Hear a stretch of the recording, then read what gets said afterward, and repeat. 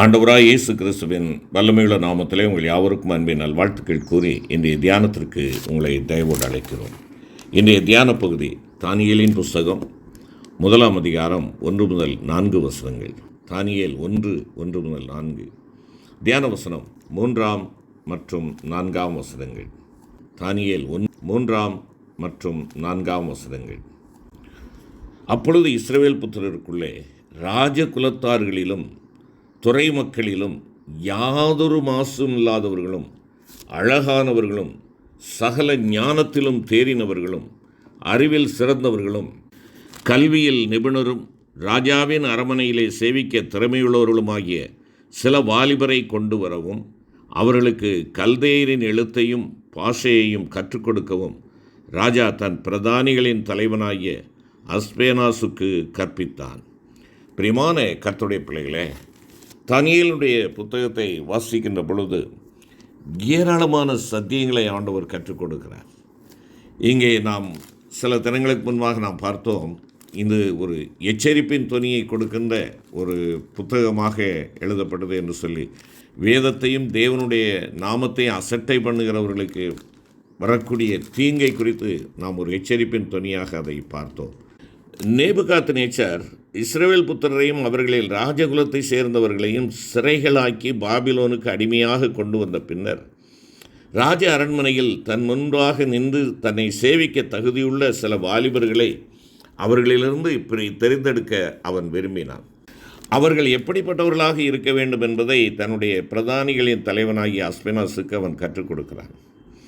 பிரியமான கர்த்தருடைய பிள்ளைகளே, உலக பிரகாரமான ஒரு ராஜாவை சேவிக்கிறவர்கள் எந்த தகுதியுடையவர்களாக இருக்க வேண்டும் என்பதை அவன் மிக நேர்த்தியாய் அறிந்து தன்னுடைய பிரதானிகளின் தலைவனுக்கு அவன் சொல்லுகிறதை பார்க்க முடிகிறது. உலக பிரகாரமான ஒரு ராஜாவுக்கே இவ்விதமான ஒரு தகுதியுள்ள மக்கள் வேண்டுமென்றால் ராஜாதி ராஜாவாகி நம்முடைய தேவனை சேவிக்கிறவர்களுக்கு, தேவனுக்கு பணிவிடை செய்கிறவர்களுக்கு, தேவனை ஆராதிக்கிறவர்களுக்கு, தேவனை மகிமைப்படுத்துகிறவர்களுக்கு எந்த விதமான தகுதிகள் வேண்டும் என்பதை நாம் நிதானித்து பார்க்க அழைக்கப்படுகிறோம். இங்கே சொல்லப்பட்ட ராஜாவை சேவிப்பவர்களில் குறிப்பாக 8 தகுதிகளை அங்கே சொல்லுகிறார்கள். அது முதலாவது, அவர்கள் ராஜகுலத்தார்களாக இருக்க வேண்டும், துறை மக்களாக இருக்க வேண்டும். அருமையான கர்த்தருடைய பிள்ளைகளே, யோசித்து பாருங்கள். தேவனை ஆராதிப்பதற்கு சாதாரணமானவர்கள் அல்ல, ராஜகுல மக்கள் வேண்டுமா? உலக பிரகாரமான நேபுகாத்நேச்சாரை இதை விரும்புகிறான். தன்னை சேவிப்பதற்கு ராஜகுல மக்கள் வேண்டும், பிரபுக்களுடைய கூட்டம் வேண்டும், துறைமார்களுடைய கூட்டம் வேண்டும். உலக பிரகாரமான அந்த ராஜாவை அதை விரும்புவான் என்றால், உன்னத ராஜாவாக இருக்கிற நம்முடைய தேவாதி தேவன் ராஜாதி ராஜா அவரை சேவிப்பதற்கு நம்மை முதலாவது அவர் தகுதிப்படுத்துகிறார். ராஜரீக ஆசாரிய கூட்டமாக மாற்றுகிறார். முன்னே தூரமாக இருந்தோம், முன்னே தேவனற்றவர்களாக இருந்தோம், காணியாட்சிக்கு புறம்பானவர்களாக இருந்தோம், அசுத்தத்தில் இருந்தோம், அநியாயத்தில் இருந்தோம், நாம் இருளுக்கும் மருளுக்கும் சொந்தக்காரர்களாக இருந்தோம். ஆனால் அந்தகாரத்திலிருந்து ஆச்சரியமான ஒளியின் இடத்திற்கு நம்மை வரவழைத்தார். எதற்காக? அவரை சேவிக்கின்ற ராஜரீக ஆசாரிய கூட்டமாக இருக்கும்படியாக. அதைத்தான் பேதுரு அப்போஸ்தலன் தன்னுடைய 1 நிருபம் 2 அதிகாரம் 9 வசனத்திலே குறிப்பிடுகிறார். என் அருமையான சகோதரனே, சகோதரி, அருமையான தேவனுடைய பிள்ளையே, நீயும் நானும் ஆண்டவருடைய இரத்தத்தினாலே தெரிந்து கொள்ளப்பட்டவர்கள், கழுவி சுத்திகரிக்கப்பட்டவர்கள், இரத்தத்தினாலே விலைக்கிரயம் கொடுத்து ஆண்டவர் உன்னையும் என்னையும் வாங்கியிருக்கிறார். எதற்காக? உன்னை பாவமர கழுவியது எதற்காக? உன்னுடைய குற்றங்களையும் அநியாயங்களையும் நினைக்க மாட்டேன் என்று சொன்னது எதற்காக? உன்னுடைய பாவங்களை எல்லாம் என்னுடைய முதுகுக்கு பின்பாக கடலின் ஆழத்திலே தூக்கி வீசிவிட்டேன் என்று சொல்வது எதற்காக? கிழக்குக்கும் மேற்குக்கும் எவ்வளவு தூரமோ அவ்வளவு தூரமாக இவன் பாவங்களை மன்னித்தாரே எதற்காக? நீ ராஜாவினுடைய பிள்ளையாக இருக்க வேண்டும் என்பதற்காக, ராஜகுலத்தானாக இருக்க வேண்டும் என்பதற்காக, ராஜரீக ஆசாரிய கூட்டமாக இருக்க வேண்டும் என்பதற்காக. இதைத்தான் பேதுரு அப்போஸ்தலன் சொல்லியதை யோவான் அப்போஸ்தலன் தன்னுடைய வெளிப்படுத்தின விசேஷத்திலே அவர் சற்று தெளிவாக குறிப்பிடுகிறதை பார்க்கலாம். வெளிப்படுத்தின விசேஷம் 1 அதிகாரம் 6 வசனத்திலே பாருங்கள். நம்மிடத்தில் அன்பு கூர்ந்து தமது இரத்தத்தினாலே நம்முடைய பாவங்களற நம்மை கழுவி தம்முடைய பிதாவாகிய தேவனுக்கு முன்பாக நம்மை ராஜாக்களும் ஆசாரியர்களும் ஆக்கின அவருக்கு மகிமையும் வல்லமையும் என்றென்றைக்கு உண்டாயிருப்பதாக ஆமேன் என்பதாக குறிப்பிடுகிறார். அவருடைய அன்பு மாசற்ற அன்பு என்னை கழுவி சுத்திகரித்தது. அதைத்தான் சொல்கிறார். அன்பு கூர்ந்து தமது இரத்தத்தினாலே நம்முடைய பாவங்களற நம்மை கழுவினார். என்னை கழுவி சுத்திகரிக்கும்படியாக அவர் அன்பு கூர்ந்தார். இவ்வளவாய் அன்பு கூர்ந்தார். தன்னுடைய ஜீவனை கொடுத்து தன்னுடைய இரத்தத்தை முழுவதுமாக சிந்தி உனக்காக எனக்காக அன்பு கூர்ந்தார். எதற்காக? உன்னை ராஜாவினுடைய பிள்ளையாக்க வேண்டும் என்பதற்காக.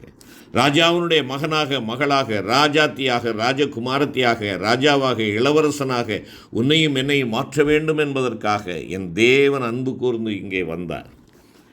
அந்த அன்பின் மகத்துவத்தை உனக்கு சொந்தமாக்கி கொண்டிருக்கிறாயா? அந்த அன்பின் மகத்துவம் என்னிலே காணப்படுகின்ற பொழுது அதுதான் முதல் தகுதி. என் ஆண்டவரை சேவிப்பதற்கு, என் ஆண்டவரை மகிமைப்படுத்துவதற்கு நான் ராஜகுலத்தானாக இருக்கிறேன், தேவனுடைய பிள்ளையாக இருக்கிறேன். தேவனை மகிமைப்படுத்துகிற ராஜாதி ராஜாவினுடைய அந்த குமாரனாக நான் என் ஆண்டவருக்கு முன்பாக என்னை நிறுத்தும்படியாக அவர் தம்முடைய ஜீவனை கொடுத்து என்னை ராஜ பிள்ளையாக என்னை மாற்றினார். அந்தகாரத்தில் இருந்தேன், ஆழமான குழிக்குள்ளாக விழுந்து கிடந்திருந்தேன், தத்தளித்து கொண்டிருந்தேன். எனக்கு உதவி செய்வார் யாருமில்லை. என் ஆண்டவர் என்னை தூக்கி எடுத்தார், என்னை கண்மலையின் மேல் நிறுத்தினார், என் அடிகளை உறுதிப்படுத்தினார், தம்மை துதிக்கும் புதிய பாடலை என் வாயிலே கொடுத்திருக்கிறார். இன்று நான் ராஜாவினுடைய பிள்ளை, ராஜாதி ராஜாவை சேவிக்க நான் என்னை ஒப்பு கொடுத்திருக்கிறேன் என்று சொல்லி நீங்களும் நானும் வருவோம் என்றால் எவ்வளவு ஆசீர்வாதமான ஒன்று என்பதை நீங்களும் நானும் மறந்து போகக்கூடாது.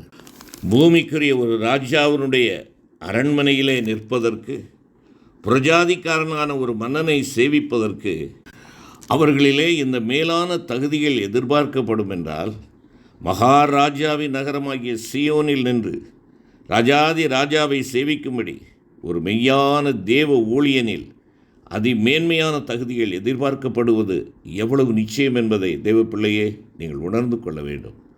கர்த்தரை சேவிக்கும்படி நம்மில் காணப்பட வேண்டிய தகுதிகளை நாம் தேவ வசனத்தின் வெளிச்சத்திலே சுருக்கமாக ஆராய்ந்து நம்மில் அந்த விதமான தகுதிகள் உள்ளனவா என்று நம்மை நாமே நிதானித்து பார்க்க நாம் அழைக்கப்படுகிறோம்.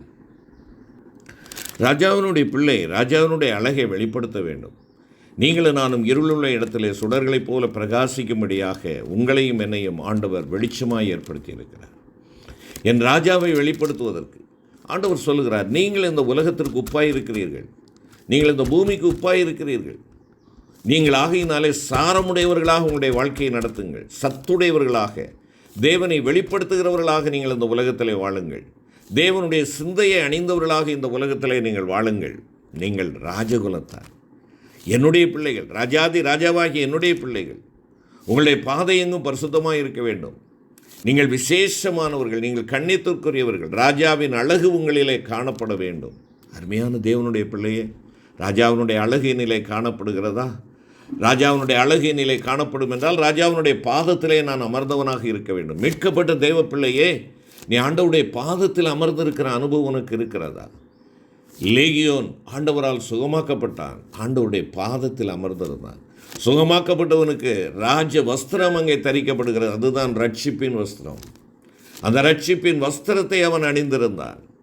ஆண்டவருடைய பாதத்தில் இருந்தான். ஆண்டவருடைய வசனத்திற்கு தன்னை அர்ப்பணித்திருந்தான். ஆண்டவருடைய பாதம் என்பது அவரிடத்தில் கற்றுக்கொள்வதை குறிக்கிறது. ஆம், அன்று மரியாள் ஆண்டவருடைய பாதத்திலே அமர்ந்து வேத வசனங்களை கற்றுக்கொண்டிருந்தாள் என்று சொல்லி பார்க்கிறோம். நீ ஆண்டவரை ஏற்றுக்கொண்டு ஆண்டவருடைய இரத்தத்தினாலே கழுவப்பட்டவனாக நீ இருக்கிறாயா? நீ ஆண்டவருடைய பாதத்தை நீ தினந்தோறும் அவருடைய பாதத்தை தேடி, அதை தான் கொலோசியர் 3:1-2 மேலானவைகளை தேடுங்கள். பூமியில் உள்ளவைகள் அல்ல, மேலானவைகளே தேடுங்கள். ராஜ பிள்ளைகள், ராஜாத்திகள், ராஜகுமாரர்கள் மேலானவைகளை தேடுவார்கள், கீழானவைகளை அல்ல. ஏனென்றால் you are the royal children. நீங்கள் ராஜாவினுடைய புத்திரர்கள், ராஜாவினுடைய பிள்ளைகள், ராஜ மேன்மைக்குரியவர்கள். ராஜாவினுடைய சிந்தை, ராஜாவினுடைய மகிமை உங்களிலே காணப்பட வேண்டும். மற்றவர்களுக்கு நீங்கள் மாதிரியை முன்வைக்கிறவர்களாக இருக்க வேண்டும். மற்றவர்களுடைய மாதிரியை பின்பற்றுகிறவர்களாக இருக்கக்கூடாது. இந்த உலகம் தவறான மாதிரிகளை கொண்டு வருகிறது. லேகியோ நல்ல ஒரு உதாரணமாக நமக்கு இருக்கிறான். வஸ்திரம் தரித்திருந்தான். ஆண்டவர் கொடுத்த வஸ்திரம் அவனுக்கு இருந்தது. ஆண்டவருடைய வார்த்தையை கற்றுக்கொள்ள அவன் உட்கார்ந்திருந்தான். அது எல்லாவற்றையும் மேலாக அவன் புத்தி தெளிந்தவனாயிருந்தான். புத்தி தெளிந்தவனாயிருந்தான்.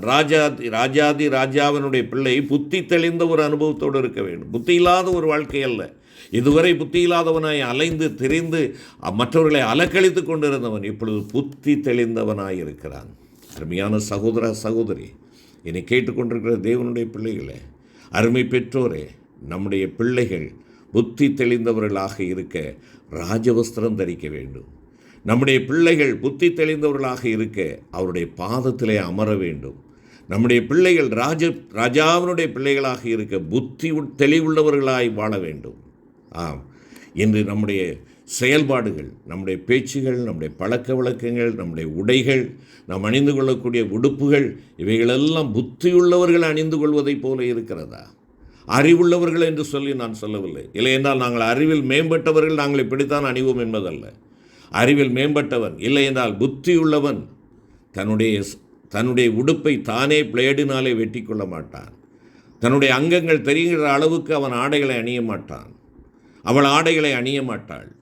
பிரியமான கர்த்தருடைய பிள்ளையே, உங்களுடைய பேச்சுக்கள், உங்களுடைய நடைமுறை பாவனைகள், நீங்கள் உடுத்துகின்ற உடுப்புகள் எல்லாம் புத்தி தெளிந்ததாய் ராஜாதி ராஜாவை வெளிப்படுத்தக்கூடிய ராஜாவினுடைய பிள்ளை நீ என்பதை உன் வாழ்வின் மூலமாக நீ இந்த உலகத்திற்கு அறிவிக்கும்படியாய் அழைக்கப்பட்டிருக்கிறாய். மறந்து போகாதே. செபிப்போம். அன்பின் ஆண்டவரே, உலக பிரகாரமான ராஜாவை சேவிப்பதற்கு ராஜகுலத்து மக்கள் தேவைப்பட்டது.